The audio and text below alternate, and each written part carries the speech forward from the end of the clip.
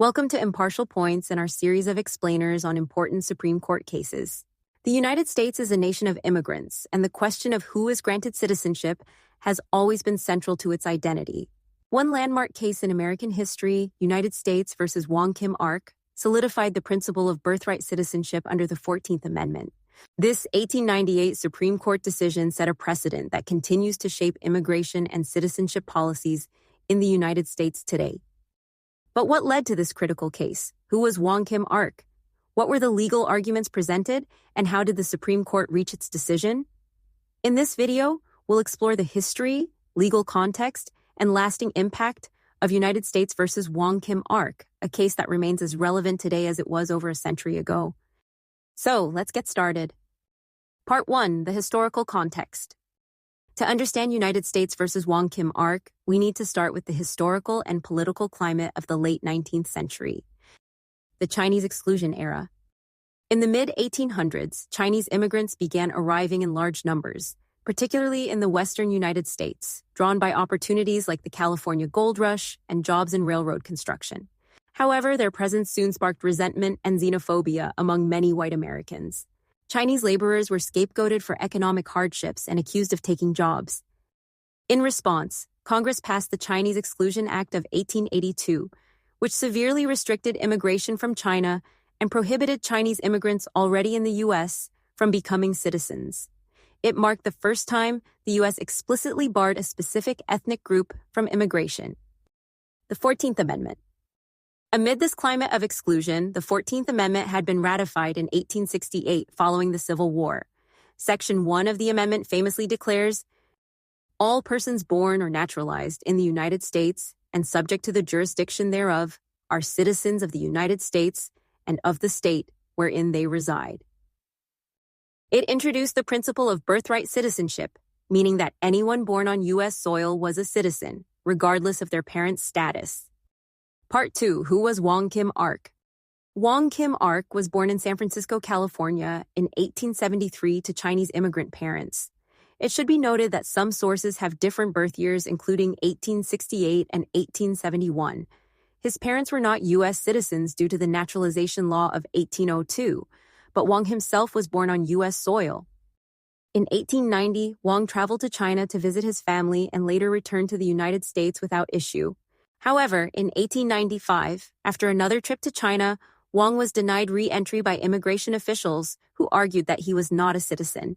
They claimed that because his parents were Chinese nationals and subjects of the Chinese emperor, Wong could not claim U.S. citizenship. Wong Kim Arc was detained in San Francisco, and his case was taken to court to determine his citizenship status. He was confined for 5 months. Part 3, the legal arguments. The case hinged on 2 central legal questions. Does the 14th Amendment guarantee birthright citizenship to all individuals born in the United States, regardless of their parents' citizenship status? Did the Chinese Exclusion Act override the 14th Amendment citizenship clause in Wong Kim Arc's case? Arguments from the United States. The U.S. government argued that Wong Kim Arc was not a citizen, based primarily on the following point. Parental allegiance. They claimed that Wong's parents, being Chinese nationals, owed allegiance to the Chinese emperor and were not under U.S. jurisdiction. Therefore, their son could not claim citizenship under the 14th Amendment. Arguments from Wong Kim Arc's defense. Wong's legal team countered this with the following arguments. Plain text of the 14th Amendment. They argued that the language of the 14th Amendment clearly granted citizenship to anyone born on U.S. soil, with the exception of specific groups like diplomats' children or members of sovereign Native American tribes. Precedent in English common law, the defense cited the common law principle of jus soli, right of the soil, which grants citizenship based on birthplace, regardless of parental allegiance. Part 4, the Supreme Court's decision. In 1898, the Supreme Court delivered a 6-2 decision in favor of Wong Kim Arc, affirming his U.S. citizenship. Justice Horace Gray wrote the majority opinion, which laid out a detailed interpretation of the 14th Amendment citizenship clause. Key points from the majority opinion. Birthright citizenship under the 14th Amendment. The court held that the plain language of the 14th Amendment granted citizenship to anyone born in the United States, provided they were not children of foreign diplomats or enemy occupiers. English common law influence. Justice Gray referenced English common law, which had long adhered to the principle of jus soli. He said this tradition was incorporated into the U.S. legal framework and supported the broad interpretation of the 14th Amendment. Parental allegiance. The court rejected the government's argument that Wong's parents' foreign allegiance disqualified him. They emphasized that Wong Kim Arc was born under U.S. jurisdiction and had no legal ties to China other than heritage. Dissenting opinion. The dissent, written by Chief Justice Melville Fuller and joined by Justice John Harlan, warned that granting citizenship to individuals born to non-citizen parents could lead to unintended consequences. Shortly before the decision was released, Harlan was giving a lecture in which he seemed to support the idea that Chinese people were utterly foreign to us and never will assimilate with us, and would have rooted out the American population. This, of course, did not happen. Part 5. The impact of the decision. The ruling in United States versus Wong Kim Arc had profound implications for U.S. citizenship law. 1. Confirmation of birthright citizenship. The decision cemented the principle of jus soli in American law. Anyone born on U.S. soil, with limited exceptions, was guaranteed citizenship regardless of their parents' status. 2. Protection for immigrant communities. Although anti-Chinese sentiment persisted, the decision provided a safeguard for children born in the U.S. to immigrant parents, ensuring that their citizenship could not be revoked arbitrarily. 3. Precedent for future cases. The case has been cited in numerous legal battles over citizenship and immigration, including debates about the status of children born to undocumented immigrants. Part 6. Modern relevance and controversy. Over a century later, the principles established in United States versus Wong Kim Arc remain relevant and contentious. Debates over birthright citizenship.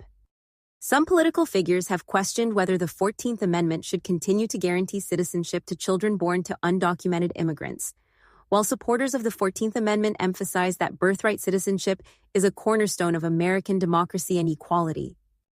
Legal protections for immigrants. The case has become a touchstone in discussions about immigration reform, citizenship pathways, and the rights of immigrants in the United States.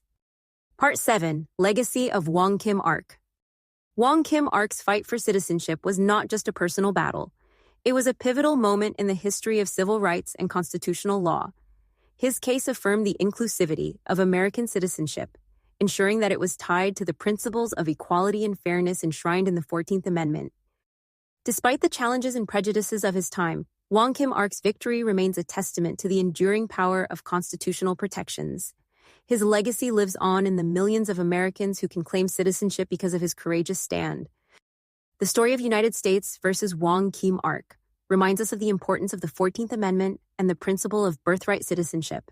It is a case that underscores the ideals of equality and justice, even in the face of exclusion and prejudice.